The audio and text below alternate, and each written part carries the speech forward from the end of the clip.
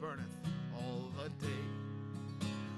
Behold, it is written before me, I will not keep silence, but will recompense, even recompense into their bosom.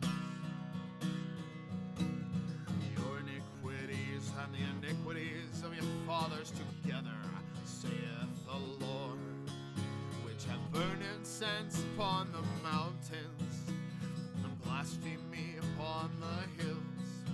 Therefore I will measure their former work into their bosom. Thus saith the Lord, as the new wine is found in the cluster, and one saith, destroy it not, for a blessing is in it, so will I.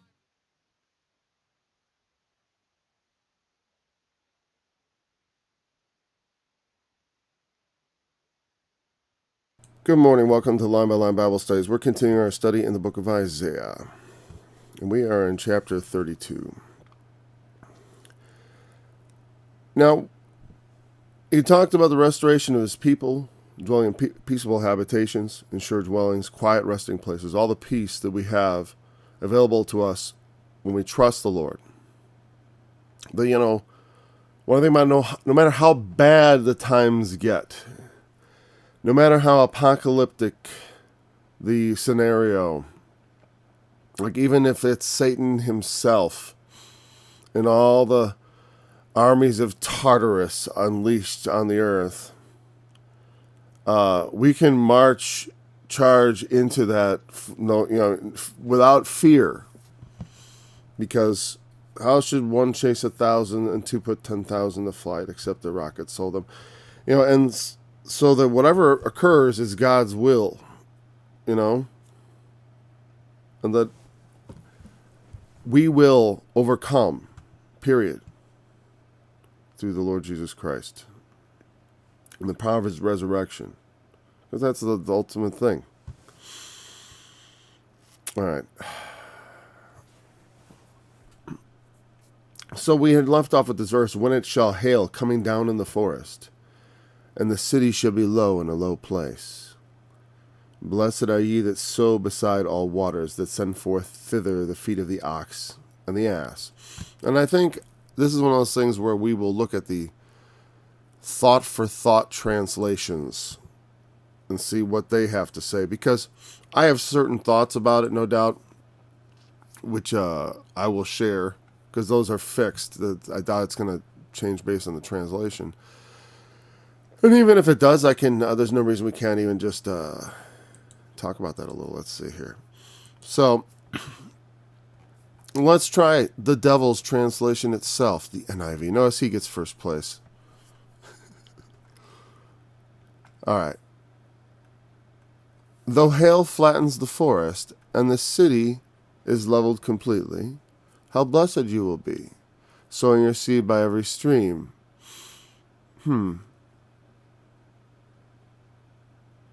The fortresses will be abandoned. That's an interesting. Flattens the forest. Interesting thought. Now I want to look at the again the King James when it says the hail coming down descend on the forest. So let's see if instead of the NIV, let's try like a little more of a Mike. Where's the NAS? New American Standard. I believe that's what that stands for. Yep. And they say, and it will hail when the forest comes down. That's interesting. And the city will be utterly laid low. That's interesting. When the forest comes down. Because it talks about bringing down, he will chop down the tops of the high cedars and bring them down and all the trees of the forest. And Jesus say, every tree that is not planted of my Father shall be rooted up. There's a lot of tree analogies back to the Garden of Eden, of course. So I like it if it's the forest that comes down, because I always thought when the hail comes down, because that's the way it sounds in King James. Because for some reason, when it shall hail coming down on the forest, it sounds like light. Somehow this verse seemed weird to me all the time, because I think it's badly translated in the King James. I like the New American Standard Bible's rendering of that, because that seems more right. The city shall be laid low. Now, the idea of the forest coming down would be, it probably didn't register properly. You know, I mean, as you're translating, you think the hail comes down, right? Because, and the NIV got the same thing when the forest is flattened. But to me, that's taking too blunt an edge on the symbology. I mean, you could say, well, I mean, there's a thing that says the forest is flattened and all that, but there's, an understanding, okay, literally, you can have hail, of course, as the Bible talks about many, many, many times. Consider, from Revelation, that great hail spoken of that falls at the seventh plague. There fell a great hail out of heaven, every stone about the weight of a talent, and men blasphemed God because of the plague of the hail, for the plague thereof was exceeding great. Sorry, my elbow hurts today. And okay. And Ezekiel talked about this wall in chapter 13.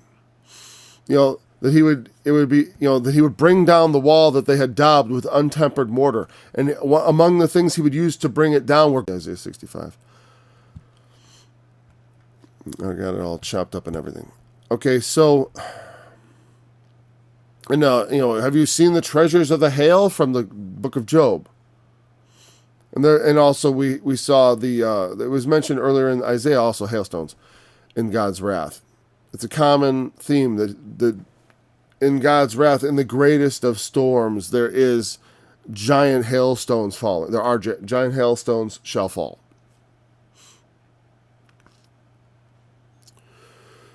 And so then it makes, the King James, like I said, I feel like renders it in a way that makes it sound wrong. The forest is that which comes down when the hail comes. And now and the city is laid low. So it's just contrasting. Because there, like you look in Revelation, there's this two-woman motif where you have the woman who bears the man-child, who's comes forth and rules the nations with a rod of iron. And you also have Holy Jerusalem, the bride image, just a little different, because they represent two different yet same things, and one being, well, it's hard because it's like, I don't like saying exactly the church, but it represents Israel in the past. And then to the end, of course, it's the redeemed. Yeah, the church of the firstborn. That's the bride of Christ. But you have like the good woman and the evil woman. Oh, I forgot to transition back. You have the good woman and you have the evil woman. You have, Babylon, the great whore, and this bride of Christ, and then the woman who faces off at the dragon. There's the heroic vision of the woman, and then there's the corrupt vision of the woman. Because there's both. Just like there's the corrupt man, there's a toxic man who is selfishly, uses all for his own good and for his own benefit, and he just sucks the life out of everything around him for himself, to build himself. I mean, toxically. Because I want to just exaggerate, like, Satan's selfish ends and desires. On the female side, there's like Mystery Babylon, right? And so there's the exaltation. So in chapter 32, we see God's kingdom, princes shall rule in judgment, as it said at the beginning. And so like there's this back and forth contrast between the peaceable habitation that God provides after his wrath and the fact that the wrath had been carried out and the visible signs of it.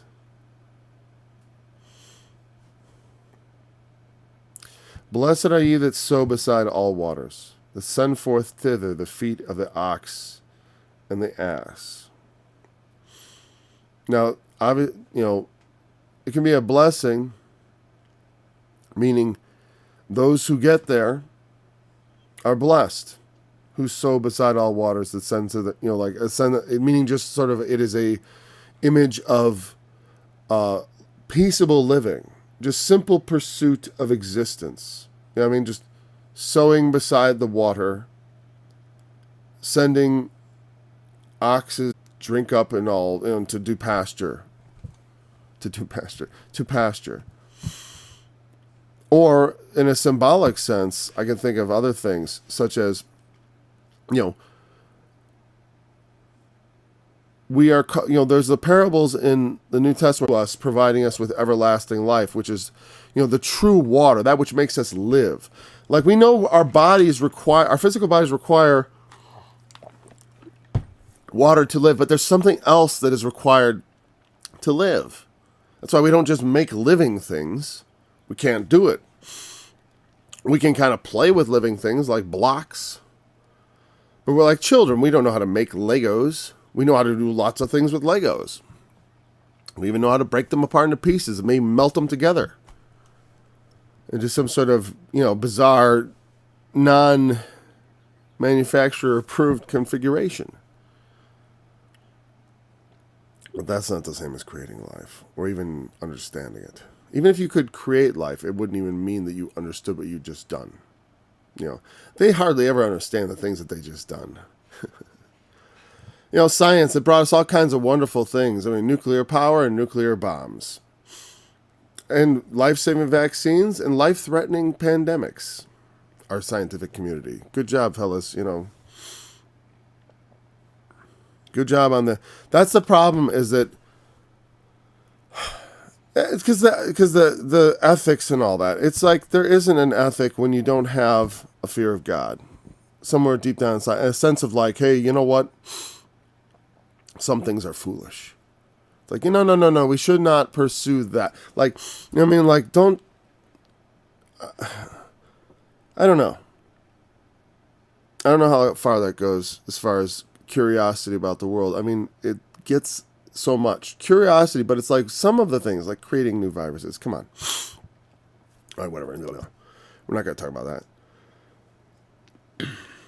So, in sending forth thither the who sow, the word of God in fertile places, and also who lead others to pasture in those fertile places. I mean, perhaps is a symbolic meaning, but I got nothing more to say about that. Because that would be like, hey, I think I try to do a good job, blah, blah, blah. All right, Isaiah 33. Woe to thee that spoilest, and thou wast not spoiled, and dealest treacherously, and they dealt not treacherously with thee. I should say that better. Because there's exclamation points in the King James, though there are none in Hebrew, but I think they're right. Woe to thee that spoilest, and thou wast not spoiled, and dealest treacherously, and they dealt not treacherously with thee. When thou shalt cease to spoil, thou shalt be spoiled, and when thou shalt make an end to deal treacherously, they shall deal treacherously with thee. O Lord, be gracious unto us. We have waited for thee. Be thou their arm every morning, our salvation also in the time of trouble. At the noise of the tumult, the people fled. At the lifting up of thyself, the nations were scattered. And your spoil shall be gathered like the gathering of the caterpillar.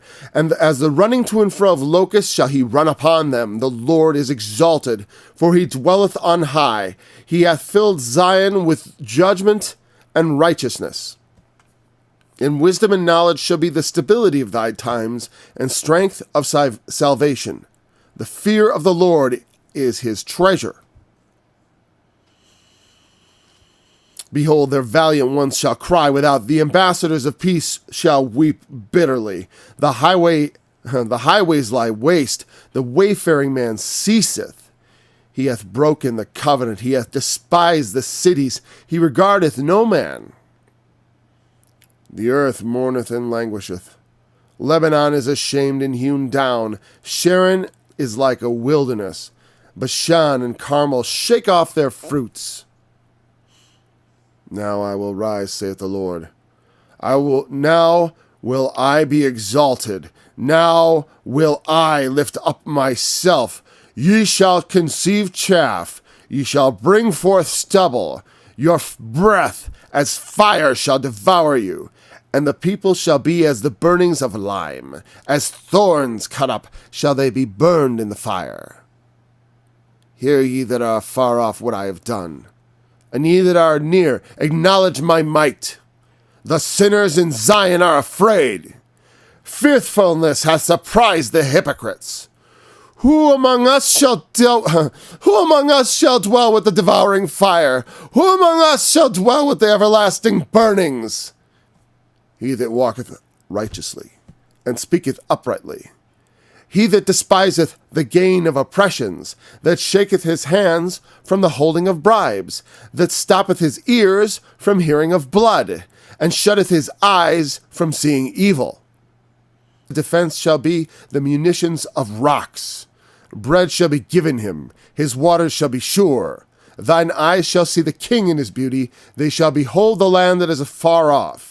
Thine heart shall meditate, see a fierce people, a people of deeper speech than thou canst perceive, of a stammering tongue that thou canst not understand. Look upon Zion, the city of our solemnities. Thine eyes shall see Jerusalem, a quiet habitation, a tabernacle that shall not be taken down. Not one of the stakes thereof shall ever be removed, neither shall any of the cords thereof be broken. But there the glorious Lord will be unto us a place of broad rivers and streams, wherein shall go no galley with oars, neither shall gallant ship pass thereby. For the Lord is our judge, the Lord is our lawgiver, the Lord is our king, he will save us. That's Isaiah 33. I want to point out that with all of that, you notice the trees being cut down again? Or, the Lebanon is ashamed and hewn down. Sharon is like a wilderness. So, honestly, it came together mostly for me as I read it. I'm almost saying I should switch to just I should just have readings. It would be fun to do readings as a separate. All right, I can't talk about the whole thing at once. I want to talk about the whole thing at once, and I just read the whole thing, and it took a few minutes, and I'm like, can I somehow encapsulate the whole thing in just like a sentence or two, or start a few sentences? No. So we'll break it down. I basically have either that. I can read it and understand it as I'm reading it, which I understood and got a lot out of just reading it. And I hope that the way I read it would help people kind of get the gist, because I think I hit pretty clearly when he was blessing and when he was basically chewing out. Woe to thee that spoilest, and thou wast not spoiled, and dealest treacherously, and they dealt not treacherously with thee, when thou shalt see. Oh, so basically, he that killeth with the sword must be killed with the sword. He that leadeth into captivity must go into captivity. And not only that, it reminds me of that, but in this case, it's, the people, he that killed with the sword is killing not threats. You know what I mean? In the book of Revelation, it's like, no, he's the one doing all this harm.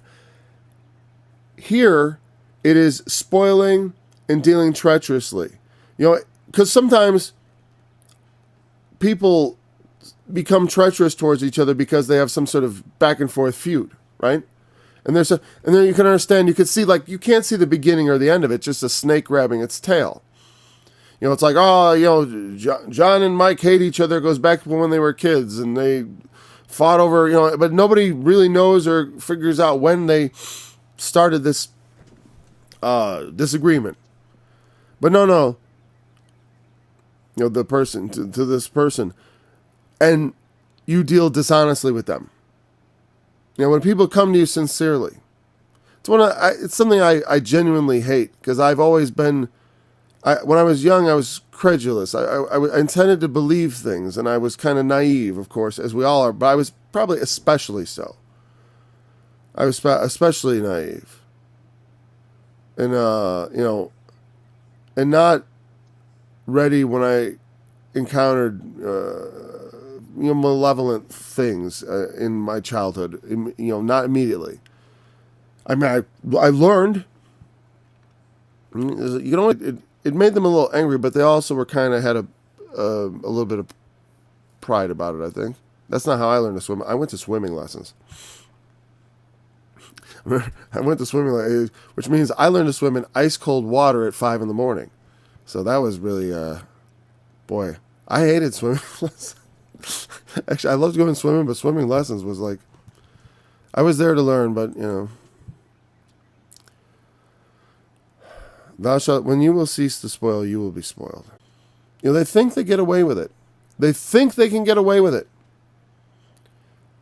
The Lord, we turn to God because we know we are also sinners. Lord, be gracious unto us. He is our King. He is our lawgiver. He will save us. We're going to put our trust in you. We have waited for you. Be thou their arm every morning. I don't know why it's there and not our, but whatever. It's the arm, strength. Arm is put for all the works done by it. Meaning as a figure of speech, my arm. That's why when Father swings his mighty fist, the children all cry, doom. Our salvation, that's not a scripture, that's a song I'm writing. Our salvation also in the time of trouble. When we have trouble, what's going to save us out of it is not, horses and chariots and science and policy. It's the Lord.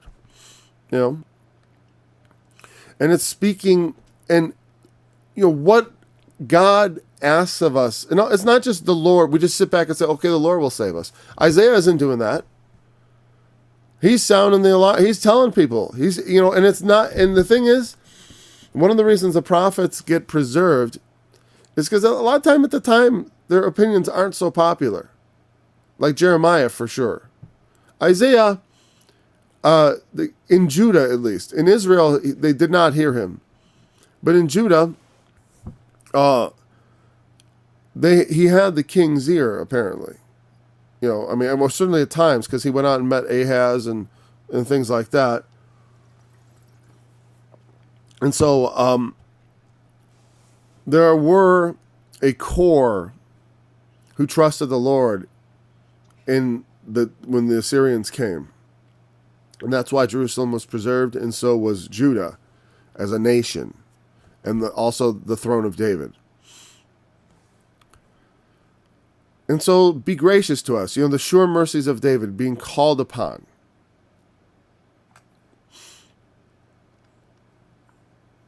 Be our salvation in the time of trouble. At the noise of the tumult. I'm sorry, a lot. At the noise of the tumult, was there anything special about turmoil? I'm just gonna. I wish it didn't come up like that, but whatever. All right.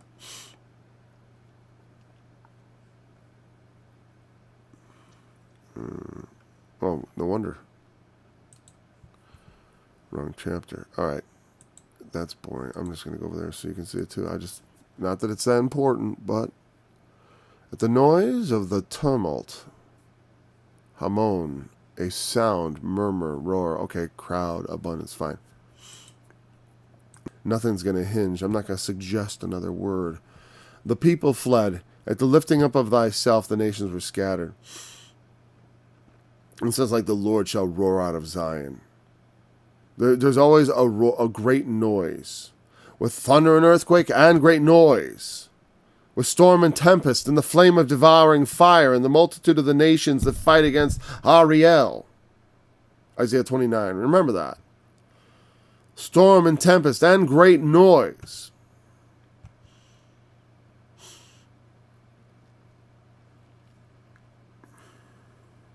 The people fled. The lifting up of thyself, the nations were scattered. And as it says, they hid themselves in the dens and the rocks of the mountains and cried out to the mountains and rocks fallen. They all run off to their little hidey holes. All the rich, all those rich folks with their little hidey holes and little islands, God's going to ferret them out. He's going to ferret them out and, and dig them out. And those that dealt treacherously shall be dealt with in a treacherous manner, so to speak. I don't know if that's necessarily, as this goes. Because like I said, he that kills with the sword, he that leadeth into captivity must go into captivity. He that killeth with the sword must be killed with the sword. What it's saying is justice will be done. You who were treacherous, you will become the victim of treachery. I mean, you who were a spoiler shall be spoiled. And it's a very similar, it's an indication of perfect justice. Because you were treacherous with those who did you no harm. And therefore you become victim to treachery yourself. The treachery of justice is, meaning, I say that is I'm using, that's like a ironic figure of speech that I'm using to call it. And I don't know that isn't necessarily even, because to the wicked, justice seems like treachery because they had planned everything according to what they thought, which was, there's no God. There's no reason to fear. And in here it says the fear of God is his treasure. The fear of God is a treasure. That's where I will be. I am blessed in this world, and I will be exceedingly wealthy with God if I am just faithful to him to the end. Like, I just gotta be faithful to what I, if he called me now, it's like, well, I've been as faithful as I was with what I had as far as I could. It's not, I can say this, I didn't hide my talents in the earth. I don't know that I had 5 and I brought another 5, or that I had 3 and brought 2 or 1. But I didn't just bury everything in a life that was just a pursuit of consumption. I'm glad of that. I can look at that and say that because I just got to be faithful to it, to the calling. Be faithful to him, and because he is gracious to us. He has been gracious to us and sent his son. And since you've put your faith in him, nothing can defeat you. Except that your faith was just if it's just not real. And you judge that. Judge yourself. Are you in the faith? Because I'm not going to judge you. We all have to answer for ourselves. I can't answer for people. I'd like to. For my children, I answer to authorities and such. But when we are not children anymore, we become adults and we answer for ourselves. And every man shall answer to God as an adult for themselves.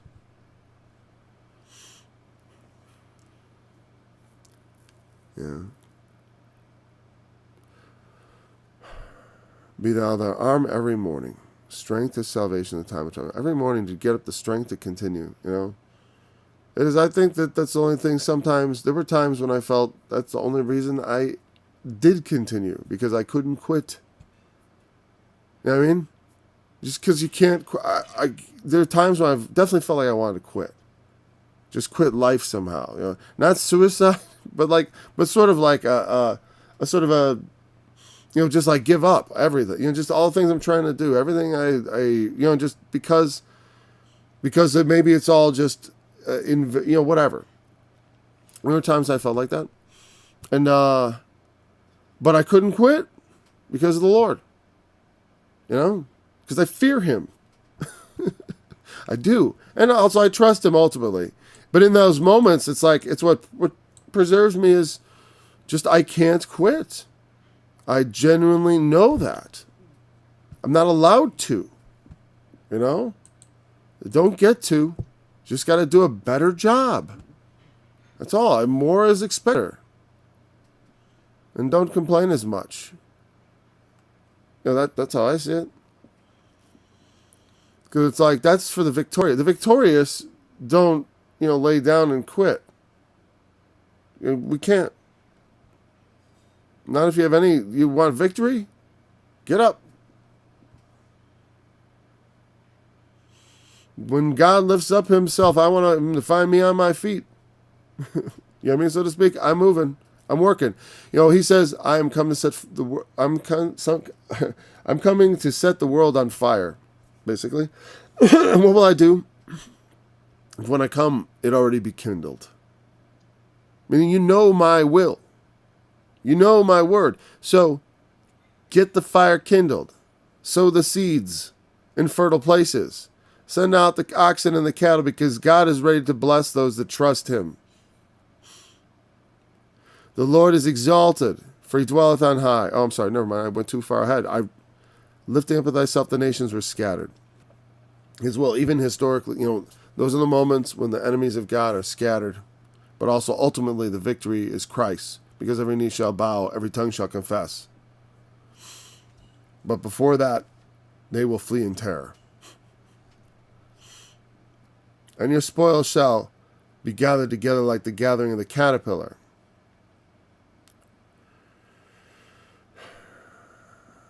As the running to and fro of locusts shall he run upon them. Now, when I read that, to me it seemed like that was speaking of the Lord, because though the enemy, right, the fifth trumpet in chapter 9, the fifth trumpet sounds, and there falls a star from heaven, which is the angel of the bottomless pit, which I believe is also Satan cast out of heaven. And he opens the bottomless pit, and there comes the locusts out of the pit, and they're described there. And we have a study on that. And that, of course, that army is an army of evil creatures. It's evil. When you read it, without going into the symbology, it's clearly evil. Yeah. One a bit, but also two. We haven't done Joel. We should probably do Joel. Yeah, because that'd be a fun short book. I don't know why I didn't think of that. Or did we? Maybe we did and I forgot. That'd be funny. So, Joel describes this locust army. And, the Lord shall utter his voice before his army, for his camp is very great. And so it says it's the Lord's army. And there are even songs written about it. The Lord utters his voice before his army. Sorry, saying that bad. His army. The Lord utters his voice before his army. Oh, that's terrible. Evil, in the sense that they devour crops. But one of the qualities of locusts is that when they have an outbreak, they're everywhere. They're ubiquitous is another word for that, right? It's like, hey, locusts everywhere, And that's what, to me, that means like completely cut. Like I imagine the way locusts cover things when they just cover everything. And when he's saying that's what's going to happen. And the gathering of the caterpillar, I think that means, that which the cankerworm left, that hath the locust eaten. That which the locust left, that hath the palmer worm eaten. That which the palmer worm left, hath the whatever, I forget. That which the cankerworm left, hath the locust eaten. I forgot the exact order. That one always throws me off because of the translations in Joel 1. But the caterpillars, everything you had, it's taken away. It's all taken away. The caterpillar takes everything. The locusts take everything. They strip things bare. And that's what God's going to do in the end. When he comes, the kingdoms of this world are become the kingdoms of our Lord and of his Christ. You know what I mean? He takes everything away. He takes all their, everything they have, they get taken from them. All they thought they possessed. Stripped bare down to what is, and then he's going to be like locusts on them. He's going to be like, I had a really profane analogy that I can't use of the Lord. He's going to be like sweet on candy. How about that? The Lord is going to be on them. You know what I mean? He's going to run on them like locusts. He's going to be like over every inch of their body. You ever been frustrated? You ever been, the only thing to me, like when I think about Oh, well, there are times when you become so overwhelmed with the situation, you just are immersed in it completely. And so is the coming of the Lord. It's going to, like, everyone's going to, it's starting to pull on my hair as I'm hurting a bit. He will be here. And that's going to change everything. And everyone's going to have the Lord suddenly among us. And just like when Satan comes, though, the enemy comes, it's also a locust event. Like I talk about when I did the study on Revelation. No, it just looks stupid. There we go. It's ubiquitous. When the overwhelming scourge, when the Assyrian comes, it's like locust too. But he's saying, but similarly, the Assyrian is obviously somewhat the target here. Just like Satan at the end, he is the one that kills with the sword and must go into captivity. He is the one that, he is the enemy that must be bottled up ultimately. And here it's the Assyrian. And he that devoured and ran upon like locusts and was in their way also ubiquitous at a time when they were, we're the Assyrians, here we are. And then after that they were reduced to a minor nation. Just as prophesied, arguably, the Lord has spoken to them. It's like because they're Christians by like almost like it's like their ethnicity part, like built in, like certain.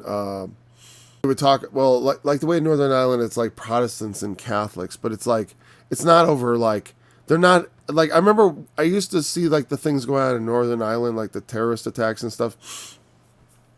Between the Protestants and Catholics, and you hear them saying Protestants and Catholics, I'm like, wow, it's like they're still arguing about transubstantiation and the assumption of Mary into heaven or whatever. It's like that's not why they're bombing each other. They're not bombing each other over doctrine. They're bombing over doctrine, but other doctrine, and they may even tie it into the faith. But I doubt I don't see them marching with like Bible verses and John 3:16. And then they'd have what? Peter, on this rock I will build my church, Peter. I guess that, I'm not sure exactly. But that's not what they're fighting over. It's funny. All right. So, that's enough about the locusts. Because I'm going to get a few more verses here. We get 20 more minutes. The Lord is exalted, for he dwelleth on high. So, just one last thing. As the running to it, it's clearly a simile, and so, God is not a locust army here. It's just saying, as locusts are on everything, so God will be on everything. Okay. At least I think that if that's referring to God, but it makes sense because it just hasn't. When I read it, you could feel that was the right flow of it. I thought it could be wrong. Probably not. I don't know why I said that. The Lord is exalted, for he dwelleth on high. He hath filled Zion with judgment and righteousness. When God comes, that's what he does. Like I said, there's that evil woman, and there's the good woman. There's Holy Jerusalem, and there's Mystery Babylon. Mystery Babylon is Jerusalem in the book of Revelation. It's the same city. As far, it is the same. Well, it's not the same city. It's a totally different city. But it can be the same place, so to speak. Let's say they're both trying to be the city of God. Just like Jezebel was. Jezebel in the Old Testament, the story of Jezebel. It's not exactly the story of Jezebel. It's during the prophetic period of Elijah. There was a king Ahab in Israel, because Elijah was a prophet in Israel. As that country just went to hell, and he married Jezebel. Ahab did, who was this foreign woman who had the worship of what was it, Baal? Was she or Baal? I'm never sure how to say that. I forgot. Whatever. The prophets of Baal and Elijah and the prophets of Baal. There's paintings, I'm sure. That'd be a good one if we did Kings, Elijah and the prophets of Baal for like the plate for the titles. The only thing I could find for Isaiah was Isaiah being sawn in sunder, if you didn't know what that image was at the beginning. Because that's what they eventually did with Isaiah. Because the prophets don't end well. It's very typical. Freedom of speech comes at a price. Because we're all free to speak. I'm free to speak. No one can take that right away from me. They can kill me for saying things, but they can't stop me. They can stop me from speaking by cutting out my tongue, but they can't stop me from doing things from saying things that make them want to cut out my tongue. Meaning, until they cut out my tongue, they can't stop me from saying what I say. Until they punch me in the face, they can't stop me from saying what I say. Even then, good luck. He hath filled Zion with judgment and righteousness, the wisdom and knowledge. Okay.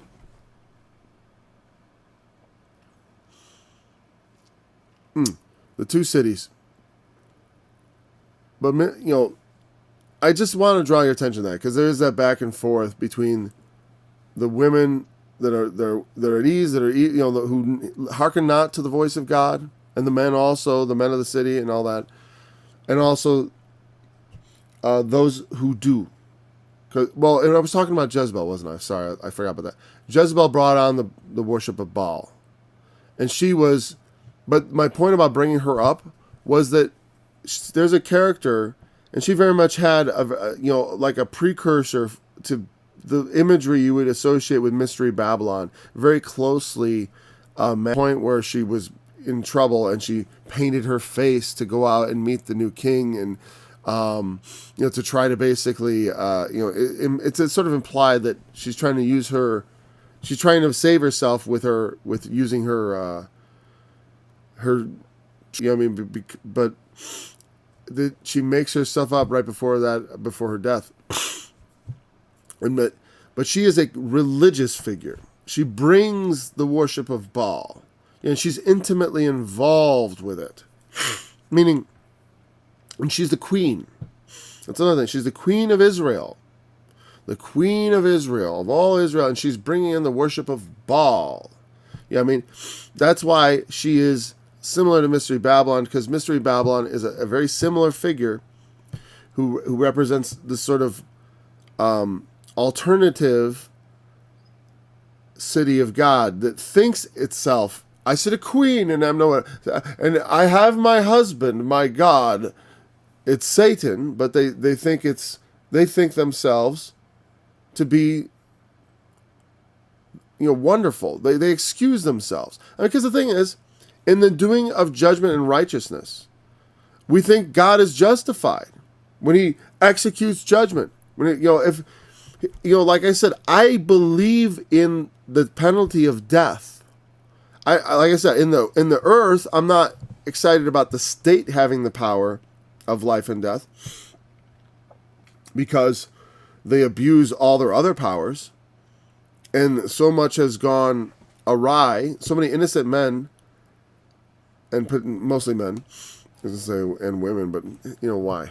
It's mostly men, have been, on death row or executed wrongfully before they had DNA testing. And even now with that, when I realize like how people get convicted sometimes, it's like, it's still, I'm not in favor of the death penalty as far as a legal thing in America, not at this point. But as far as I believe in it, yeah, I believe murderers should be put to death. And so should rapists and adulterers and all that stuff. I do. That's right. That's what we deserve. Even those, we liars. All liars have their part in the lake which burneth with fire and brimstone. Who among us shall dwell with the burning flames, Verse 14. Right?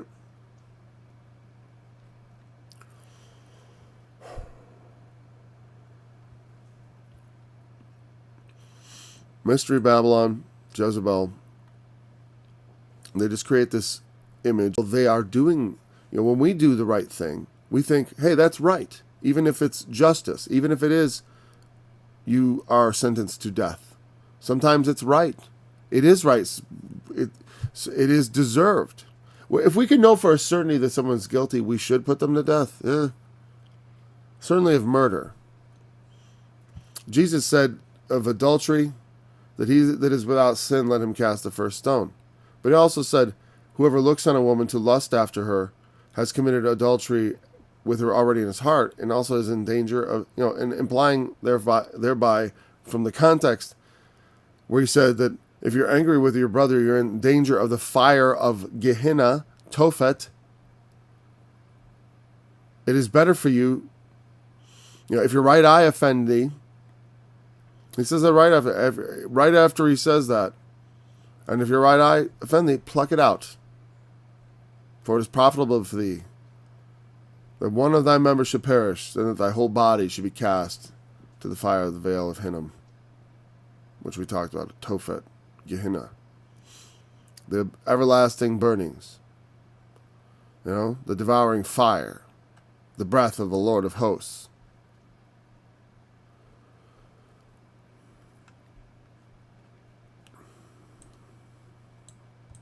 And wisdom and knowledge shall be the stability of thy times, and strength of salvation. The fear of the Lord is his treasure. The true treasure is the fear of the Lord. It's a treasure. I mean, not the only there's many treasures spoken of symbolically in the faith, right? The treasures of the hail, treasuring up wrath against the day of wrath. I'm thinking of all the negative ones, but also the great reward of righteousness. The crown of the crowns that Paul spoke of. I think there are a couple actually. Like one, there's henceforth laid up for me a crown. Was it a crown of righteousness for whatever? It's all right. I don't fixate on that stuff because I don't know what God has in store for me. But there are riches in the Lord other than the fear of the Lord. But the fear of the Lord is just an absolute blessing in this world, because those that do not have it are at a very distinct disadvantage. Not knowing the fear of God. It's like not knowing. Imagine if you went around and you couldn't feel heat from like a stove. You couldn't, and you burn your hand, you wouldn't even feel it. There are people who have that. It's like a debilitating disease, not knowing the fear of God. And it isn't, but if you knew, if you had the hidden wisdom, remember we talked about that hidden wisdom in 1 Corinthians 2, somewhere in the middle of the chapter, right? Around 6 or something like that. We went and looked it up, right? There is a wisdom which the princes of this world don't know. And the fear of the Lord is the beginning of that wisdom. And knowledge, the knowledge of God. The knowledge, not just of, it's good to know what is right, and also how to do right, how to think about new things. True knowledge should be a blessing. It's something that's not, certain kinds of knowledge puff up. They can make us feel self-inflated. I remember I wanted to have more knowledge when I was young, but my early 20s. So I wrote out a list of all the kings of Israel and Judah, and I tried to memorize them, and I could rattle them off. And of course, I can still recite the books of the Bible, Genesis, Exodus, Leviticus, Numbers, Deuteronomy, Joshua, Judges, Ruth, Samuel, Kings, Chronicles, etc. And maybe I missed one, whatever, it's okay. I don't think so. If I count them, it comes out all right. I haven't practiced those things, so I can't do the kings of Israel and Judah. I used to also have the genealogy of Jesus memorized for a short time, and also from Adam. And then I not only the books of the Bible, I tried to memorize the number of chapters in every book.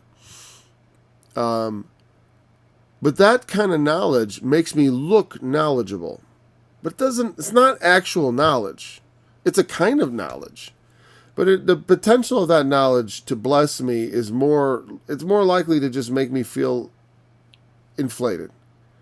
Like I have more than I really do. Because I don't really understand anything by just knowing the chapters. It might be useful in studying. It might be a nice tool on some level. Eventually, if you just study the Bible, you will become familiar with all the books. Or you do that. I don't do a general overview I probably should, but at some point. It's just not generally my style. And I think there are other people who've probably done a good job of giving you an overview of the Bible, except it's going to be, I don't know. Who knows what kind of thought-for-thought insertion of opinion is being done. He hath filled with, and not, the thing is, our opinions should be noted on some level. Like, I try to couch my words in appropriate language when I feel that I'm asserting something that's more my opinion than something I'm certain is the truth. Because some things we are certain of. When I assert every knee shall bow to Christ, when I assert put your faith in Christ because he's laid his life down for you, and through faith in him you can have the gift of everlasting life, and he's called you to everlasting life through his son Jesus. I can say all that with absolute certainty. But there are other things that maybe I'm not so certain about. Sorry, I just got something on my face. There are other things I'm not so certain about, like the hail thing, whatever. Now, I think we've got that. But again, I couch it in the language that makes it clear. It's like, yeah, I'm trying to understand and yielding an opinion. Wisdom and knowledge. Strength, wisdom and knowledge. By getting knowledge and wisdom, get the wisdom, and with all that getting, get the knowledge and understanding. There's Proverbs always saying, knowledge, understanding, get them. They're great. It's important. It does strengthen salvation in a sense, not in the sight of God. But it makes you strong in your salvation, like in that you are saved with God. This is the strength he gives you. You know what I mean? In that knowledge, in that wisdom, in the fear of him. You know who the fearful one is. And that gives us strength in God's salvation because we trust in him. And we know he has our back. And therefore we go forward, not fearing the enemy.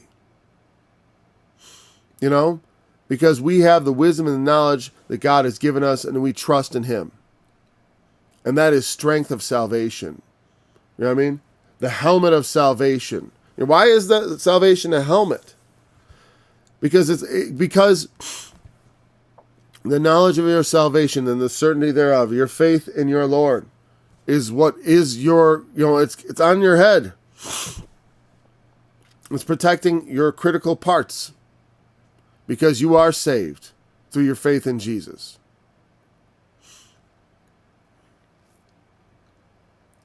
And hopefully you have all these. This verse 6 is important. The one who is trusting in the Lord, these are the things. That's the attitude. I have the fear of the Lord. I don't care what men shall do. As far as to me, I'm going to do what God commands. And if men don't like it, well, then we'll have to deal with that. Okay.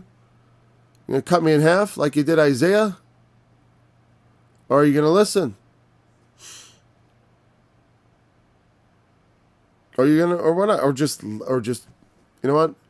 Let's live in peace. Let's live in peace. Let people say what they want to say. The problem is, you know what the problem is? Because we have a great and sharp sword in the Word of God that other philosophies will ultimately buckle to. Christ is the victor. Christ is the victor. Christianity will dominate. You know what I mean? I am a imperial Christian, not in the earth like as far as America, but I mean as far as like I believe in spreading the empire of Christ, the kingdom of God, through the gospel of Jesus Christ and making people believe that. Because he is coming and he's going to take possession of the world. And so that's my loyalty primarily. But as a citizen of this country, I believe, occupied till I come, I have a certain obligation in whatever times I find myself happen to be living in to do whatever it is that God leads me to do in that time to fulfill righteousness in that time. Not fearing anything. I don't need it to be the end times to go out and serve God. To speak up about the truth. Their valiant ones shall cry without. Ooh, we're in an hour. Oh, not quite. Well, almost. It's just about, let's see. Well, we'll just pick it up at verse 7. I think that's the most, seems like the most, I don't want to give short shrift to that verse. Maybe I should just read the chapter again at the beginning of tomorrow's study, and then we'll pick it up at verse 7 or something. Because I do like I like taking in the whole thing, and it only takes a moment, and it's probably a nice refresher. Maybe that's just what I'll do. I'll just, as long as we're still in the same chapter or some context, maybe I'll just read all the verses again to just refresh our minds. I did like being put into that, so that's good. All right, so we'll see you tomorrow. Thanks for joining me in this study.